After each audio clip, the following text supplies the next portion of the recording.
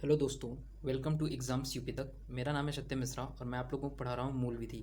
मूल विधि में मैं नया चैप्टर लेके आया हूँ, सूचना का अधिकार अधिनियम, आईटी अधिनियम एवं साइबर अपराध। इसमें मैं टोटल आप लोगों को 70 क्वेश्चन कंप्लीट कराऊंगा, 70 प्लस क्वेश्चन, जिसका पार्ट 2 लेके आया हूँ मैं।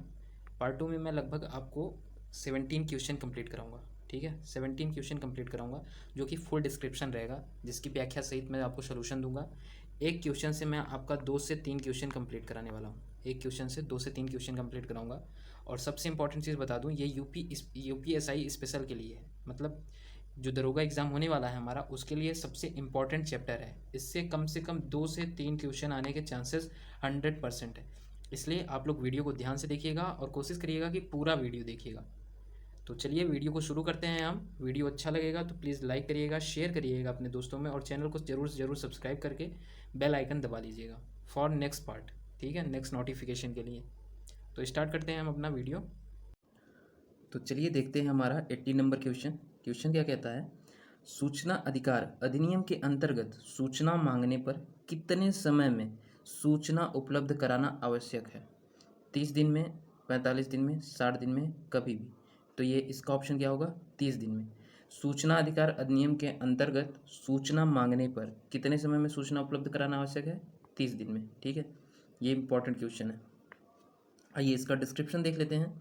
सूचना अधिकार अधिनियम के अंतर्गत लोक सूचना अधिकारी आवेदन प्राप्त करने के पश्चात यथाशीघ्र किंतु 30 दिन के भीतर विहित शुल्क के भुगतान पर या तो सूचना देगा अथवा धारा 8 और 9 के अंतर्गत विहित कारणों के आधार पर इनकार कर देगा। ठीक है, या तो 30 दिन के अंदर सूचना दे देगा या फिर धारा 8-9 के अनुसार इनकार कर देगा देने से। किंतु जहां सूचना किसी व्यक्ति के प्राण एवं स्वतंत्रता से संबंधित है, उसे आवेदन के पश्चात 48 घंटे के भीतर प्रदान कर दिया जाना चाहिए। मतलब 2 दिन के भीतर, 2 दिन के भीतर में सूचना मिल जाएगी। ठीक है, नेक्स्ट क्वेश्चन पे चलते हैं। सूचना का अधिकार अधिनियम के अनुसार यदि तीसरे पक्ष के हित शामिल है तो कितने अनिवार्य दिनों के भीतर जन सूचना अधिकारी को आरटीआई का जवाब देना चाहिए? किसका? आरटीआई का जवाब कितने दिन के भीतर देना चाहिए? 30 दिन, 40 दिन, 10 दिन, 20 दिन। तो कितने दिन का? 40 दिन के भीतर भीतर उसे ये आरटीआई का जवाब देना पड़ेगा। ठीक है, आइए इसका डिस्क्रिप्शन देख लेते हैं। सूचना का अधिकार अधिनियम 2005 के अनुसार यदि तीसरे पक्ष के हित शामिल हैं तो 40 दिन के भीतर जन सूचना अधिकारी को आरटीआई का जवाब देना चाहिए। सूचनाएं निर्धारित समय में प्राप्त होती हैं। साधारण समस्या से संबंधित आवेदन 30 दिन, जीवन स्वतंत्रता से संबंधित आवेदन 48 घंटे, मानव अधिकार संबंधित आवेदन 45 दिन। यदि आवेदन सहायता पीआईईओ को दिया गया है तो सूचना 35 दिन के भीतर प्राप्त हो जानी चाहिए। ठीक है, तो सूचना कितने दिन के भीतर प्राप्त होनी चाहिए पीआईओ के तहत? 35 दिन की। तो यहाँ से 2 से 3 क्वेश्चन बनते हैं। पहला, साधारण समस्या से संबंधित आवेदन में सूचना कितने दिन के लिए मिलनी चाहिए? 30 दिन। जीवन की स्वतंत्रता, जीवन या फिर स्वतंत्रता से संबंधित आवेदन 48 घंटे, 2 दिन। ठीक है, ये बहुत ही ज़्यादा इंपॉर्टेंट क्वेश्चन बन जाता है 48 घंटे वाला। जीवन या फिर स्वतंत्रता से संबंधित आवेदन का। थर्ड बनता है मानव अधिकार से संबंधित आवेदन 45 दिन। ठीक, और फोर्थ है सहायक पीआईओ को दिया गया है। यदि आवेदन सहायक पीआईओ को दिया गया है तो सूचना कितने दिन के अंदर मिलेगी? 35 दिन के भीतर। ठीक, तो क्वेश्चन क्या था हमारा, एक बार हम फिर से देख लेते हैं, इसे ध्यान से समझते हैं। यहाँ से हमारा 3 से 4 क्वेश्चन बनने को तैयार है। सूचना अधिकार अधिनियम के अनुसार यदि तीसरे पक्ष के हित शामिल है, तीसरे पक्ष का हित शामिल है तो कितने अनिवार्य दिनों के भीतर जन सूचना अधिकारी को आरटीआई का जवाब देना पड़ेगा? मतलब ये देख रहे हैं, तीसरे पक्ष का मतलब हुआ जन लोग। ठीक, ऐसा नहीं है कि जिसकी सूचना मांग रहे हैं उसकी या फिर जो दे रहा है उसके, उससे रिलेटेड कोई नहीं है, ये जनता के लिए है। तो इसका जवाब कितने दिन में? यहाँ पास ऑप्शन में 40 दिया है तो 40 लगाएंगे। अगर यहाँ 45 दिया होता तो 45 होता है आंसर। ठीक है, आइए नेक्स्ट क्वेश्चन पे चलते हैं। अगर लोक सूचना अधिकारी सूचना का अधिकार अधिनियम के तहत विनिर्दिष्ट अधिक अवधि के भीतर सूचना प्रार्थी को सूचना देने में असफल हो तो उसे डैश कहा जाता है। क्या कहा जाता है? सूचना स्थिर, अवमानना, मान्यता अस्वीकृति, समय समाप्त। तो क्या कहा जाएगा उसे? मान्यता अस्वीकृति। मानती अस्वीकृति मतलब सूचना देने में, अगर सूचना प्रार्थी को सूचना देने में असफल हो जाता है तो क्या कहा जाएगा? मानती अस्वीकृति। यूपीएसआई में आया हुआ प्रश्न है। इसका डिस्क्रिप्शन देख लेते हैं। लोक सूचना अधिकारी सूचना का अधिकार अधिनियम 2005 के तहत विनिर्दिष्ट अवधि के भीतर सूचनार्थी को सूचना देने में असफल हो तो उसे मानित अस्वीकृति कहा जाता है। क्या? उसे मानित अस्वीकृति कहा जाता है। तो आपसे ये पूछा जा सकता है कि मानित अस्वीकृति किसे कहा जा सकता है? जन सूचना अधिकारी का दायित्व है कि वह 30 दिन अथवा जीवन व स्वतंत्रता के मामले में 48 घंटे के अंदर मांगी गई सूचनाएं उपलब्ध कराए। चलिए देखते हैं नेक्स्ट क्वेश्चन क्या कह रहा है। निम्न में से किसमें सूचना के प्रदान किए जाने छूट है? ऐसी सूचना जिसके प्रकटन से भारतीय संप्रभुता और अखंडता पर प्रतिकूल प्रभाव पड़े, राज्य सुरक्षा पर प्रतिकूल प्रभाव पड़े, रणनीतिक, वैज्ञानिक या आर्थिक हित में न हो। तो इन तीनों पे छूट है। अगर जरूरी नहीं है कि इन पे कुछ इफेक्ट पड़ रहा है तो इन तीनों की सूचनाएं को नहीं दे सकते हैं, छूट है इसमें। ठीक है, तो उपयुक्त सभी। आइए देखते हैं इसका डिस्क्रिप्शन। सूचना का अधिकार अधिनियम भारत की संसद द्वारा पारित एक कानून है जिसके कुछ उपबंध 15 जून 2005 को लागू हुआ था तथा शेष उपबंध 15 जून के 120वें दिन मतलब 12 अक्टूबर 2005, ठीक है, से लागू हुए थे। इस अधिनियम के तहत ऐसी सूचना प्रदान करने की मनाही है जिससे राज्य सुरक्षा पर प्रतिकूल प्रभाव पड़े। सेकंड, ऐसी सूचना जिसके प्रकटन से भारतीय संप्रभुता अखंडता पर प्रतिकूल प्रभाव पड़े। थर्ड, रणनीतिक, वैज्ञानिक या आर्थिक हित में न होने वाली सूचना हो। ठीक है, तो ये कब लागू हुआ था? 15 जून को कुछ उपबंध लागू हो गए थे इसके, जिसमें ये बता दिया गया था कि ये तीनों ऑप्शन। और हमारा जो सूचना का अधिकार अधिनियम है वो कब लागू हुआ था? 12 अक्टूबर 2005 को। सूचना का अधिकार अधिनियम 2005 का उद्देश्य क्या है? ये बहुत इंपॉर्टेंट क्वेश्चन बन जाता है। सूचना की पहुंच अधिक व प्रभावी हो, सूचना की पहुंच आसान और विशद हो, नागरिकों को सामान्य हितों जैसे निजी हित अथवा सार्वजनिक हित से जुड़े मानकों की सूचना प्राप्त हो। उपर्युक्त सभी, तो उपर्युक्त सभी इसका उद्देश्य मेन यही है कि सूचना की पहुंच पर अधिक व प्रभावी हो, सूचना की पहुंच आसान व विशद हो, प्लस में नागरिकों के हितों में हो। ठीक है, आइए इसका डिस्क्रिप्शन देख लेते हैं। सूचना का अधिकार अधिनियम 2005 का उद्देश्य है सूचना की पहुंच अधिक व प्रभावी हो, सूचना की पहुंच आसान और विशद हो, साथ ही नागरिकों को सामान्य हितों से जुड़े मानकों की सूचना प्राप्त हो। मतलब उनका निजी हित भी हो सकता है, सार्वजनिक हित भी हो सकता है। नेक्स्ट क्वेश्चन पे चलते हैं। सूचना का अधिकार अधिनियम का मूल उद्देश्य सरकार के कार्य में डैश को बढ़ावा देना है, पारदर्शिता या जवाबदेही। तो केवल पारदर्शिता या न तो पारदर्शिता न जवाबदेही या फिर पारदर्शिता जवाबदेही दोनों। ठीक है, तो option D is the right option.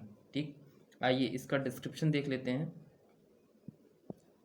सूचना का अधिकार अधिनियम 2005 का मूल उद्देश्य नागरिकों को सशक्त बनाना, सरकार के काम में पारदर्शिता और उत्तरदायित्व को बढ़ावा देना, सरकार को अधिक जवाबदेह बनाता है। 2005 का जो अधिनियम है वो मूल उद्देश्य नागरिकों को सशक्त बनाना है।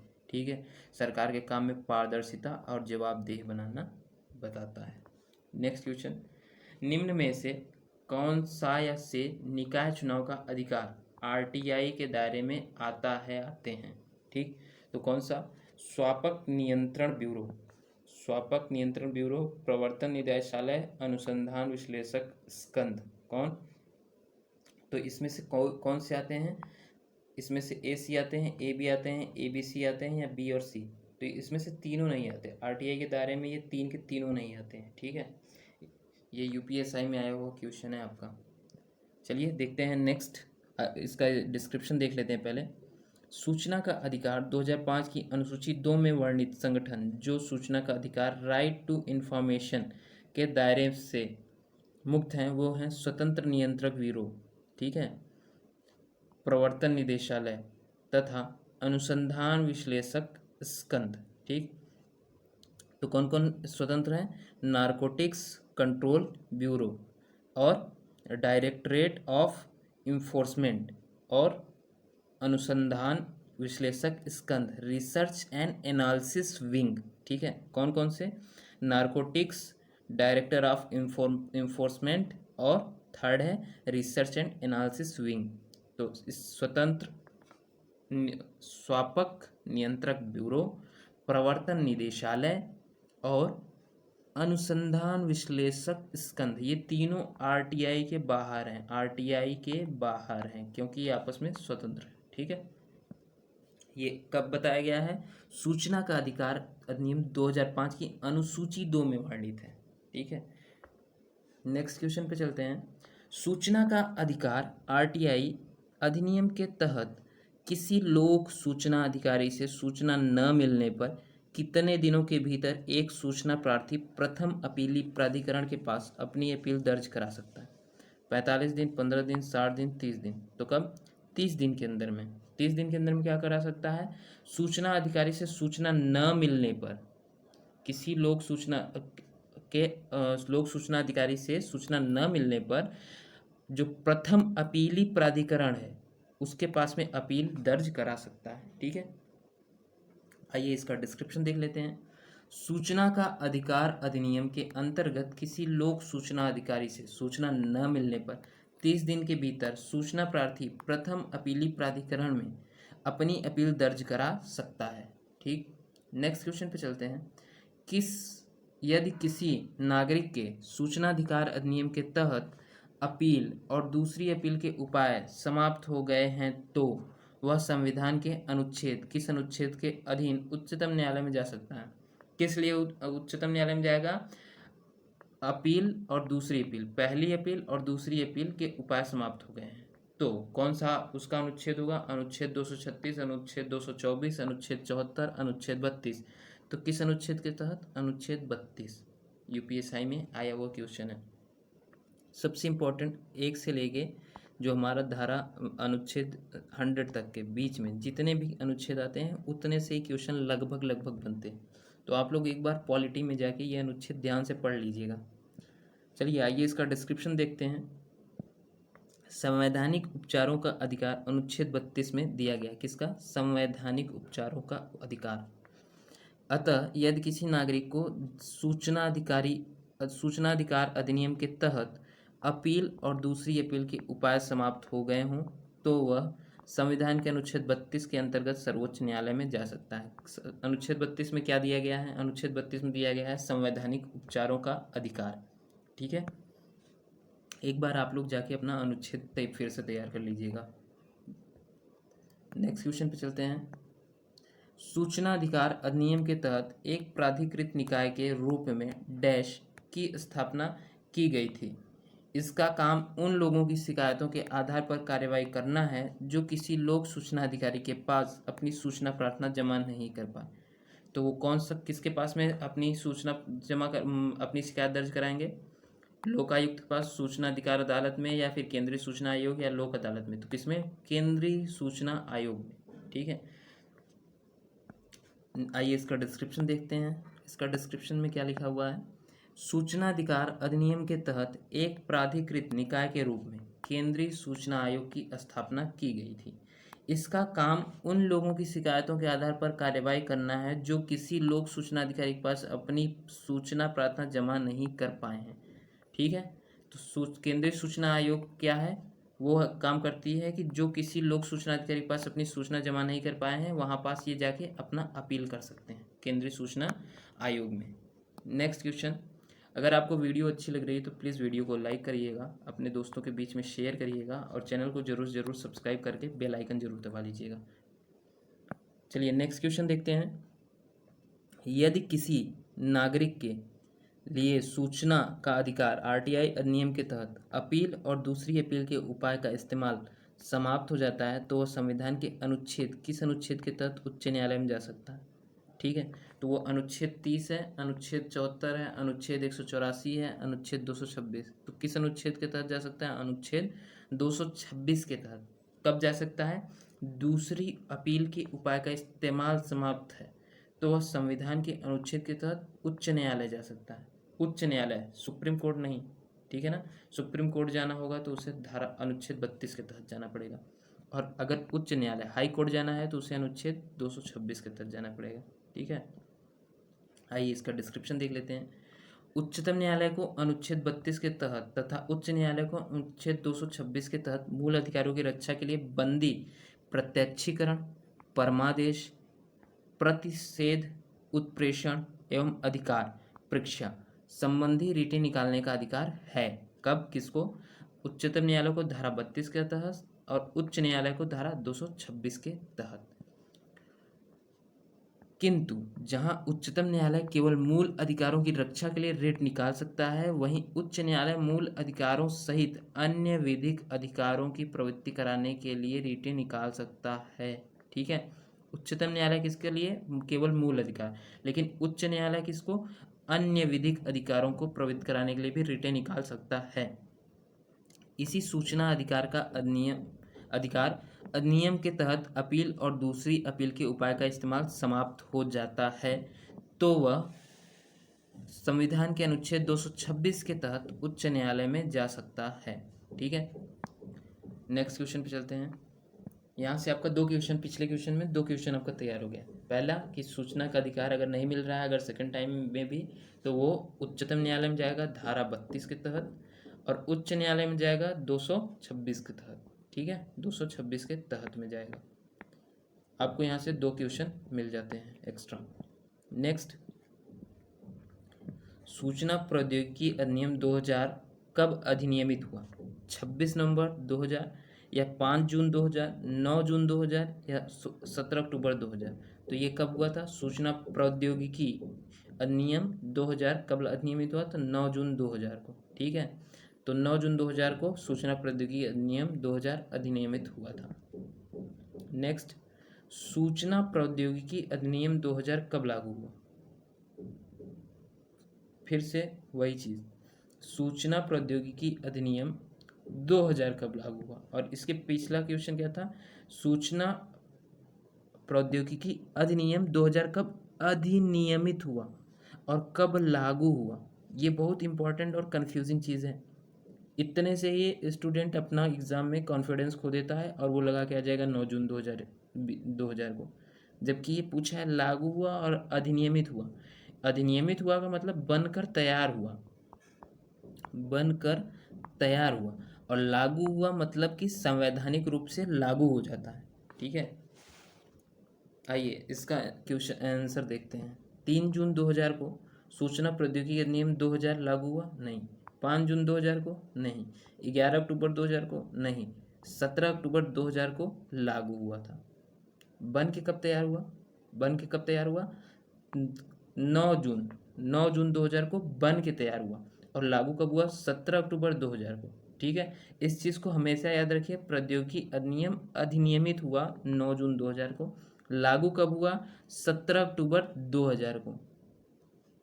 नेक्स्ट क्वेश्चन, चलिए इस पे आप एक क्वेश्चन का मुझे कमेंट करके आंसर दीजिएगा कि भारतीय संविधान कब बनकर तैयार हुआ था? भारतीय संविधान कब बनकर तैयार हुआ था और कब लागू हुआ था? इसका आंसर आप कमेंट बॉक्स में मुझे दीजिएगा। मैं एक बार क्वेश्चन फिर से रिपीट कर देता हूँ। भारतीय संविधान कब बनकर तैयार हुआ और कब लागू हुआ था? ठीक है, नेक्स्ट क्वेश्चन देखते हैं। भारतीय कंप्यूटर आपात मोचन दल किन कृत्यों का पालन करता है? तो किन कृत्यों का? साइबर सुरक्षा आपात से निपटने के लिए आपात अध्युपाय का, या फिर साइबर आपात प्रतिक्रिया क्रियाकलापों के समन्वय का, साइबर आपात का पूर्वानुमान करने और चेतावनियां देने का, उपयुक्त सभी। तो भारतीय कंप्यूटर आपात मोचन दल इन तीनों नियमों को लागू करता है, इन तीनों कृत्यों का पालन करता है। ठीक है, तो option D is the right option. आइए इसका डिस्क्रिप्शन देखते हैं। सूचना प्रौद्योगिकी अधिनियम 2000 की धारा 70 ख 4 के तहत भारतीय कंप्यूटर आपात मोचन दल निम्नलिखित कृत्यों का पालन करता है। कौन कौन से कृत्य हैं? साइबर आपात संबंधी सूचना का संग्रहण, विश्लेषण और प्रयास, साइबर सुरक्षा आपात का पूर्वानुमान और चेतावनियां, साइबर सुरक्षा आपात से निपटने के लिए आपात अध्युपाय, या फिर साइबर आपात प्रतिक्रिया क्रियाकलापों का समन्वय। फिफ्थ है साइबर आपात की सूचना पद्धतियों, क्रियाओं, निवारण, प्रतिक्रिया और रिपोर्ट करने के संदर्भ में मार्गदर्शी सिद्धांत, सलाह, अति संवेदनशील टिप्पणी और श्वेत पत्र जारी करना। और 6 साइबर सुरक्षा से संबंधित ऐसे कृत्य जो विहित किए जाएं, ठीक है, ऐसे कृत्य जो विहित किए जाएंगे। तो इन 6 रूल पे साइबर अपराध काम करेगा, ठीक है। नेक्स्ट क्वेश्चन पे चलते हैं। सूचना प्रौद्योगिकी अधिनियम का विस्तार कहाँ तक है? जम्मू कश्मीर को छोड़कर संपूर्ण भारत पे, केवल कुछ राज्यों पे, केवल कंप्यूटर अपराधों पर। तो ये किस पे लागू है? संपूर्ण भारत पे लागू है। सूचना प्रौद्योगिकी अधिनियम कहाँ तक लागू है? संपूर्ण भारत पे, JNK पे भी, ठीक है। नेक्स्ट आइए इसका डिस्क्रिप्शन देख लेते हैं। सूचना प्रौद्योगिकी अधिनियम की धारा 1(2) के अनुसार इस अधिनियम का विस्तार संपूर्ण भारत पर होगा। इसके अतिरिक्त यह किसी व्यक्ति द्वारा भारत के बाहर किए गए किसी अपराध या इसके अधीन उल्लंघन करने पर भी लागू होगा, जैसे IPC लागू होती है, ठीक है। नेक्स्ट क्वेश्चन, सूचना प्रौद्योगिकी अधिनियम 2000 किस उद्देश्य के लिए अधिनियमित किया गया था? तो वो इलेक्ट्रॉनिक वाणिज्य संव्यवहार को विधिक मान्यता देने के लिए लागू किया गया था, या फिर इलेक्ट्रॉनिक फाइल सुकर बनाने के लिए, या फिर भारतीय दंड संहिता IPC, भारतीय साक्ष्य अधिनियम, बैंकर बही साक्ष्य अधिनियम, भारतीय रिजर्व बैंक अधिनियम को संशोधन और उससे संबंधित विषयों का उपबंध करने के लिए, या फिर उपयुक्त सभी। तो इन तीनों के लिए बना था, ठीक है। आइए इसका डिस्क्रिप्शन देख लेते हैं। सूचना प्रौद्योगिकी अधिनियम 2000 निम्नलिखित उद्देश्यों के लिए अधिनियमित किया गया था। किसके लिए? इलेक्ट्रॉनिक वाणिज्य संव्यवहार को विधिक मान्यता देने के लिए, सरकारी अभिकरणों में दस्तावेज को इलेक्ट्रॉनिक फाइल बनाने को सुकर बनाने के लिए, भारतीय दंड संहिता, भारतीय साक्ष्य अधिनियम, बैंकर बही साक्ष्य अधिनियम, भारतीय रिजर्व बैंक अधिनियम का संशोधन करने तथा उससे संबंधित या आनुषंगिक विषयों पर उपबंध करने के लिए आदि, ठीक है। नेक्स्ट क्वेश्चन पे चलते हैं। सुरक्षा प्रणाली से अभिप्रेत है। सुरक्षा प्रणाली से क्या अभिप्रेत है? अपराधीकृत प्रवेश और दुरुपयोग से युक्ति युक्त सुरक्षित, सर्वसाधारण स्वीकार्य सुरक्षा प्रक्रिया के अनुरूप, विश्वसनीय एवं सही संचालन का युक्ति युक्त स्तर उपबंधित करना है, या फिर उपयुक्त सभी।